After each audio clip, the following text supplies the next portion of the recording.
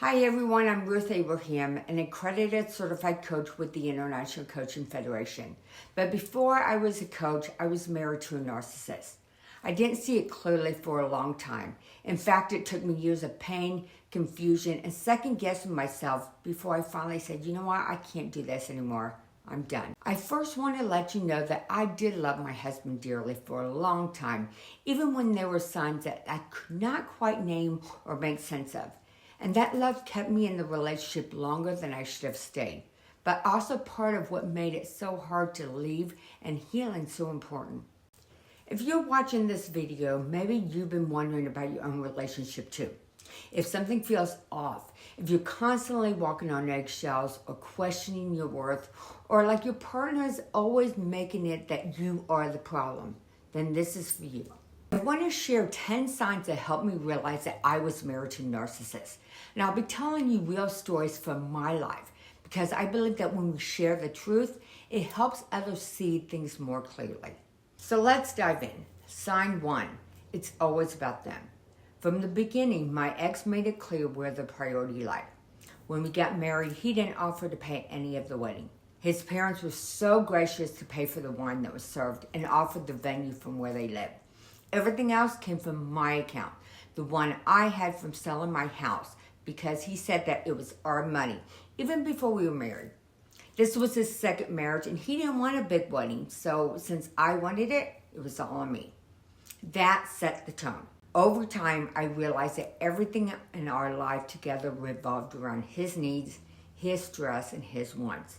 Mine, they were just inconveniences. Sign 2, your pain makes them inconvenienced, not empathetic. I remember being in labor with our daughter, and I was in so much pain and kept buzzing the nurse, and instead of comforting me, he just got annoyed. Like I was bothering the nurse and I was being too much trouble. So when it was time to go home, I was discharged and moving slowly because I just had a C-section. And he kept calling from the car, irritated because it was taking so long. There was no concern, just pressure. Sign 3, they tear you down even after supporting a choice. When our daughter was born, my ex-husband said it was my choice whether I wanted to stay home or keep my job. I chose to stay home because I wanted to see all my daughters first. But even after supporting that decision, he would then tell me I had no ambition. He would say, well, you never make that much money anyway. And then he was always trying to motivate me. Thing was, I never believed or even asked to be motivated. I just needed the support, and I knew I was given everything that I could at that time. Sign 4, they weaponized therapy. My ex-husband once told me that he would go to counseling if it would help me. Right there, I knew it was not a mutual decision, and I was the problem. And if counseling would fix me, he would go. So when we did go, he showed up once or twice and then said, you know what, it's just a waste of money. I'll never forget when he told a counselor that he was angry at me because I disobeyed him. Then he told another that he didn't even think I wanted to be a mother. That was just hurtful, and it was so cruel and so far from the truth. Sign 5, control disguised as concern. As a stay-at-home mom, he would call me about 4 or 5 times a day. At first, I thought he just wanted to connect, but deep down, I knew he was checking in on me to see where I was, what I was doing, and if I was even home. He would always ask if I was taking our daughter with me when I was running errands because it was easier for him when she was with me. Parent didn't seem like it was shared, it was delegated. There are so many emotions that you are just holding inside and you just need to release. Sometimes you don't want to burden others by telling them your problems, but sometimes they need to get out or you're going to feel like you're going to go crazy. That is why I have created 25 reflective prompts to journaling. If you're a beginner or you're new to journaling, it is a lifesaver to get what's up here onto paper.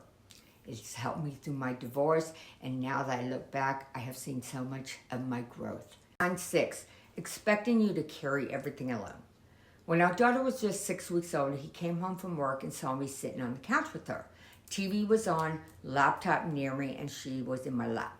He asked me what I'd been doing all day, and I pointed to her and said this. I asked him what he thought I should be doing, and he responded, cooking and cleaning. I just had a C-section, and he was speaking to me like it was the 1970s, and I'm definitely not that kind of woman. Even worse, he was frustrated when I told him he needed to pick up my mother and sister from the airport after we got discharged. And he didn't want to. He wanted me to. There was no regard for my recovery, just expectations. And 7, celebrations become criticisms. For our daughter's first birthday, I planned a baptism and a beautiful party. Even though she was only turning 1, it was a big deal in the Korean culture and it meant a lot to me. Throughout the party, he sat outside drinking with his friends, did not help set up or clean up. That night in bed, he told me it was a waste of money and that we're never going to do this again. He didn't see the love in the day, but he only saw the cost and the cleanup. Sign 8, everything is your fault, even when it's clearly theirs. There was a time when my ex-husband made a really serious mistake that it could have had major consequences for our family. I stayed calm, picked up the pieces, and told him we figured it out. But just 2 weeks later, instead of taking responsibility, he turned the table and told me that I might need to get a job to help cover expenses, as if I haven't been holding so much of it together already. Then that weekend, we went to dinner with his parents, and he acted like nothing ever happened. Sign 9, they rewrite reality and blame me for the pain they cause. Anytime that I would call him out for being controlling, my ex would say, you know what, your mother must have done it more than you. Or if I told him I wasn't happy, he would respond by saying, well, just fake it to make it and, you'll be happy. So the night before our wedding tasting, I went out with some friends and I made a stupid errant judgment. I got really drunk and I couldn't even remember how to get back to the house. So I ended up crashing at an ex-boyfriend's house. Well, when I called my ex that evening, he just yelled at me and hung up. The next morning, he did not ask if I was okay, but he only just continued to yell at me. He did not trust that I only got drunk and demanded that I go to the hospital to get tested to prove that I didn't sleep with this friend. Then later on, he said, well, I can just go mess around too and we'll be even. Right then, I knew that there was no trust whatsoever and that there would never be trust in our relationship until we divorced. 2 months before I filed for divorce, my ex-husband woke me up in the middle of the night asking if I was cheating on him. He asked me who Jake was, and I had no idea what he was talking about. So when I denied it, his response was, because if you were cheating on me, it would not be good for you. Not once did I hear, I would be devastated, or I love you so much that would hurt my heart. Instead, I got a threat. The next day, he asked me what I wanted to do for dinner, like nothing ever happened. And then because I was still upset, he got mad because I didn't get over it. Sign 10, you start to feel like you don't matter. If we had an argument, I would walk away to protect my peace. But 5, 10, 20 minutes later, he would follow me to continue the argument, or try to get the reaction that he wanted, or to me say, yes, you're right, I'm wrong. One of the examples of that my needs did not matter. Sometimes we would go to events with my friends, and before we even left the house, he would ask how long we were staying. That put me on edge because I was worried about his needs. And then sometimes he would even just leave the party early, and when I got home, I would find him drinking with his buddy. When I told my ex-husband that I didn't love him anymore, it was one of the hardest things I ever said to him. Maybe it was from a fight, maybe I was just exhausted, but I meant it. Because I was done living on the surface. I was done pretending that everything was okay. I don't think my ex-husband really knew me or really cared to truly know me. He just, in his mind, knew enough about me. Every time I opened up to my ex-husband, he would say I was complaining. And unless his parents praised me, I don't remember him validating me as a mother. I could have definitely showed more appreciation to him throughout the marriage, yes. But I don't remember seeing him step up. Another sign is that even in crisis, they make it about you being wrong. One of the most terrifying moments in my life was getting robbed at gunpoint. I kept calling my husband over and over again, but he would never pick up. The officers came to the house and knocked, and he never answered.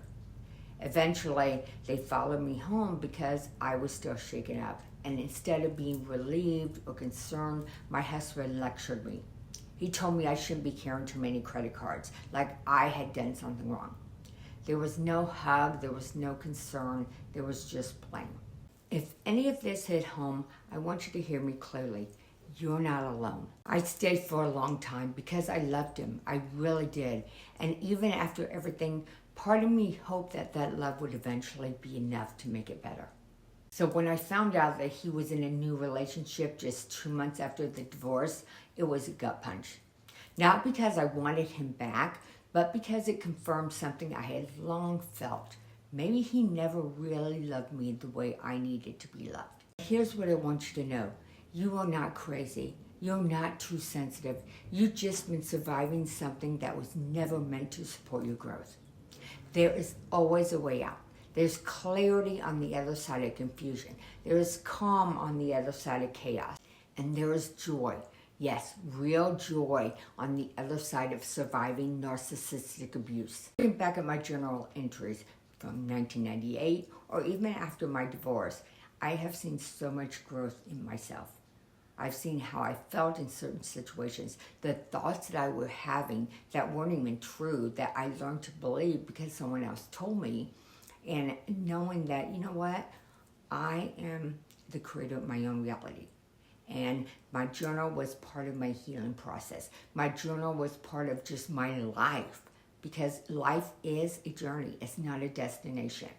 So don't forget to download the prompts to journaling. And like I said, even if you are a beginner or you have been into it, it is a part of life, and it's going to be a part of helping you grow as an individual. If you're ready to rebuild, I'm here. I help people just like you step into their power and find their peace. Thank you for listening to my story, and I hope it helps you make sense of yours.